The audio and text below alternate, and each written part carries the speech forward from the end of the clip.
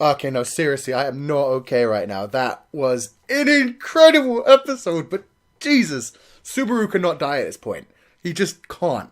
That is not fair. He has done so much this time. This respawn was perfect, absolutely perfect. He's got Rem practically in love with him.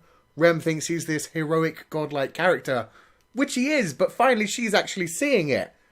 And part of this may just be Roswaal's test, but Jesus Christ, man. Oh, Subaru needs to survive from this because he needs Rem on his side. He needs Rem and Ram. He needs Roswaal, and Roswaal will trust him if he's gone through all this trouble just to save a bunch of kids and to protect Rem, and Ram will trust him. Oh, it will be so perfect. He can't die. Seriously. Oh, I'm just really, really annoyed because most of the time when Subaru dies, I'm just like, it's okay. He'll respawn again. He'll try things better. But this time, everything was just so perfect. He dispelled the curse. He's kind of got a good rapport going with Betty. Roswaal is being interesting with him. I mean, Roswaal's moments with him were actually really funny. Roswaal clearly knows he's interested in Emilia. He's not sure if he trusts him yet. For that whole line where he said to him, I'll leave you to take care of Emilia. It sounded so dirty for one thing, which I liked. But then the way that Subaru answered it, just like, you know I'll do that. It's like so confident. And then Roswaal just gave him that backwards look as he was about to fly away. Man, Roswaal is testing Subaru. I don't know why Subaru isn't like responding to Roswaal's tests. But Jesus, man. Rem and Ram, the demon dogs. That was so cool. It was animated so well. Rem was just freaking insane and brilliant. And I am actually in love right now because goddamn. She went full yandere mode. She grew that Oni horn out of her head, started spinning around and destroying them all. Ah, pure waifu material. Just because of that laugh, that voice, and the evil look in her eye, man. Animated so well. I loved it so much. Everything in this episode was greatness. I mean, it was cute. It started off with that whole radio calisthenics. Everything was so relaxed at that point. But it turned out Subaru had been testing them all. And people had suggested way back from when the dog originally bit him that maybe that was what cursed him. I was really hoping it wouldn't be that. Mainly because it just looks so silly. I mean, even in this episode, you see all these hellhounds, the Ma beasts, which are really cool. And then you just see this little dog glowing in the middle of them. Which I'm guessing is like a shaman that's used a polymorph or a shape-shifting kind of thing to turn into this tiny little dog. Oh, man. It just looks so weird. It doesn't look threatening at all. But, God, the Maju, they did, man. They look terrifying. Subaru took on that first one. I can't believe he killed it. I really was surprised by that. I mean, I knew as soon as he did, there was going to be like 10 more. I didn't think there were going to be that many more, but Jesus. Still, I'm really surprised the way he did it. He caught it. He like wrapped up his arm. He was smart about that. Led it to actually attack that arm and then used its momentum against it. That was brilliant. Subaru is resourceful as all hell when he needs to be, considering he's a hikikomori. He's someone who's sat at home all day and for some reason, instead of watching anime all day, he also did a lot of self-defense training. And I mean, this is the thing. He didn't like train with anyone else. So this is all pure instinct on his part. I wouldn't be surprised to find out Subaru doesn't actually come from our planet and actually all these memories have just been implanted in his head. And really he comes from this world and is just being controlled by the evil witch thing. Although, I guess he's not being controlled by the evil witch. Because, I mean, these beasts are apparently being controlled by the jealous witch. And they're not exactly cutting Subaru any slack, are they? They're trying to kill him just the same as anyone else. Which would suggest that they're not, well, that she's not on Subaru's side.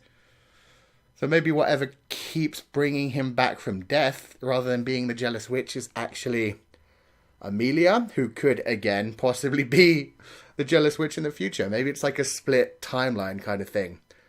Maybe it's one of those things where Emilia's been split into good and evil. She's got all this time-controlling magic, but she doesn't know really how to use it at this point. In the future, she can, and so she's using Subaru to continuously bring him back alive and be the hero that he was born to be. Oh, man. So I have gone on so long just talking about randomness because this show was damn good. I could keep going for like another 10 minutes, but I'll get a little more focused now. Because this episode was godly. I mean, they skipped the intro song as usual, which is just something that they're doing on the regular now. Either the intro song or the outro song are always missing. sometimes both of them, just to give it extra runtime. I madly respect them for that. Especially considering how long this keeps getting delayed. I mean, this didn't come out until like 5:30 a.m. in Japan.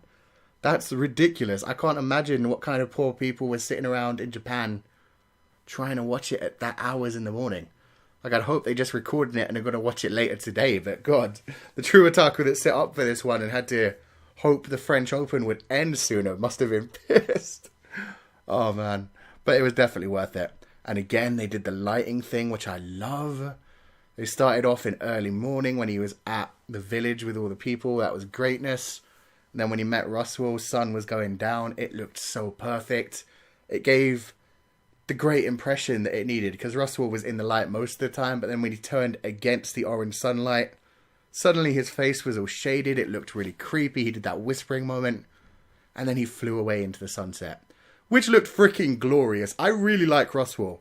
I really want Subaru to get to know him better, because just from his general attitude, I really like him. I mean, the voice is kind of off-putting because it's Dio, and he's doing the whole kabuki thing where he extends things in a really weird way. But I mean, I still like it, and I still like how overwhelmingly powerful he seems. I mean, he just flew off into the air and then went as fast as a Dragon Ball character. That shit was insane. And this is a magical world. It's not like a power-up battle fantasy kind of world. So I really want to get to know him, and man, Betty was greatness this episode. Subaru just played her all over, used Puck against her, which was incredible. She's been so cute. Like, I mentioned that last week, that she was actually one of the best girls, but really, all of the girls in this are pure love. Betty was adorable this week, the moment when she got beaten by Subaru, and she was just like, fine, I'll let you have your way this time, kind of thing. It was amazing. I love how they focus on, like, the top half of her head, because her forehead is so massive. Oh, man, that shit is awesome. And then we got to the beautiful moment with Emilia, where she come running in like the little heroine with her arms at her side as usual. And then her face, man. They just spent so much time animating that face, making her expressions look so cute. Oh, I really liked it. Like, Emilia is definitely waifu material. I've definitely kind of fallen in love with pretty much every girl in this, except for Ram. And Felt, but Felt's kind of gone now. But Rem and Ram are both adorable. Rem just more so. I mean, she got so close to Subaru in, like, the second respawn. Even though we then find out that she killed him in the second and third respawn really painfully. Like, she's still amazing. And then this episode when she went yandere, that whole scene was just straight 10 out of 10. I loved it. I am really, really hyped for this show. I mean, I thought the hype would die down after a while. Like most anime, they do. They start off really strong, then they die down, then they get stronger again. This one, even when it's doing the mystery elements, it's greatness. Like, I'm still really hyped for that each week. But then they have an episode like this every now and then, which gets the action going. Man, 10 out of 10. I loved it. Let me know what you guys thought in the comment section below. Oh, let me know what you think is coming next. Please tell me Subaru isn't going to die, but no spoilers if you've read the light novel or the manga, because I don't want to actually know.